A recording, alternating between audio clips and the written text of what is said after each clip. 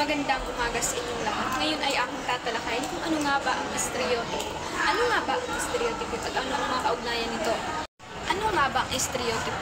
Ang stereotype ay tumutukoy sa pangkalahatang ideya o paniniwala tungkol sa isang grupo ng tao batay sa kanilang lahi, relihiyon, sarian, propesyon at iba pa.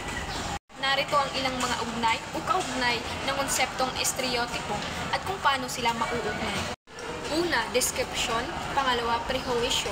Pangatlo, pagkiling. Pang-apat, pagkakakilanlan.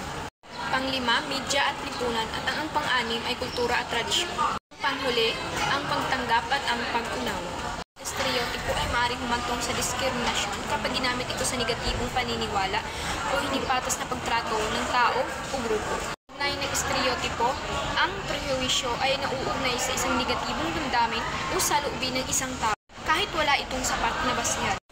Pagkiling o bias, ito ay di pantay na pagtingin ng tao batay sa stereotypo. Maaring hindi ito sadya sa mga nakasanayang paniniwala.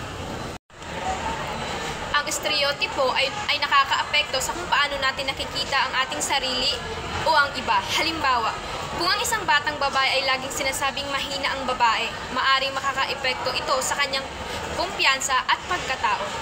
Malaking papel ang ginagampanan ng media, TV, pelikula, social media sa pananatili o pagsira ng stereotypo.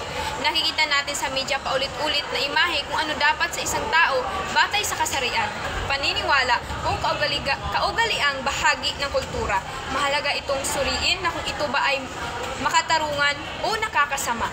Pagtanggap at pag-unawa. Ang kabaliktaran ng stereotypo ay ang pagbubukas ng isipan sa pagkakaiba ng mga tao. Sa pagtanggap ng pagkakaiba, napapalitan ng stereotypo ng mas malalim na pag-unawa at pagrespeto.